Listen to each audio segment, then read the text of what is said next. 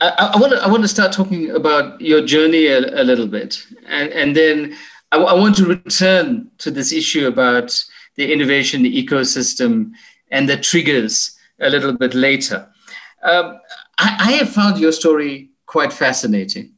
Thank and you. I've known you for a little while, when the hair was a little bit less gray. And the thing that jumps out at me is that you haven't gone through a much more classical intellectual path around innovation, but it's been there in your gut, it's been there in your spirit. You started expressing this even before you knew the science around it.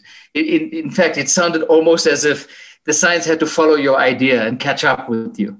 Tell us a little bit about your journey, because I think people would really want to hear it. Sure. So the Stockholm Junior Water Prize and South African Youth Water Prize are quite recent, so to speak. I literally started participating in water conservation advocacy since I was much younger. I remember participating at an event in Harib Dam when I was just starting high school. And I remember we got certificates from the then Minister of Water Affairs and Forestry, who was Mr. Ronnie Casseroles. I'm sure you remember him. That was quite a while back. So there were those spaces that one has found himself participating in.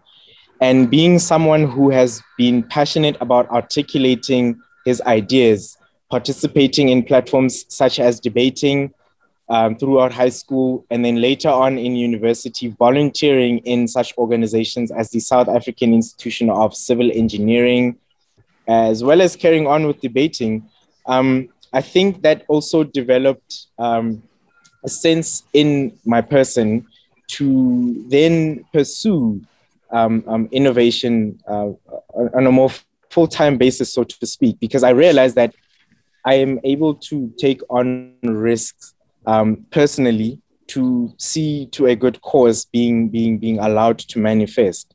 And I'm humbled actually by the introduction you gave to just this part of the segment to say that it is something that seems as though the science had to follow me, or rather this path that I'm on. And one of the things that I would say is remarkable about that is that there have been very frustrating times when one would have to present their idea and realize that not a lot of people are familiar with this way of thinking. And you start questioning yourself. And this happens a lot of the time with a lot of entrepreneurs, where you start doubting because maybe there's a reluctancy to adopt your idea. It doesn't catch fire like a TikTok video that goes viral. And you start wondering, am I doing something wrong? Is this the right path for me?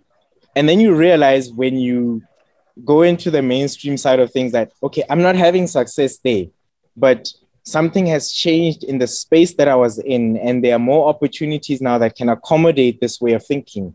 And then you pursue it, and then you realize, oh, okay, cool. This seems to work out. So this is something that I can say, if anything, it has led to a face-off with self, and it is something where you consistently have to question even your own beliefs, let alone wondering if the beliefs of others are aligned with yours. And as you go through that as an individual, and a lot of entrepreneurs would likely be coherent with this pattern of thought, it is to say that a lot of entrepreneurs invest themselves in their ideas. There's one lady, for example, who I have the privilege of meeting, was developing an inflammatory testing device for HIV patients. And they've invested at least 15 years of their professional career into developing that solution.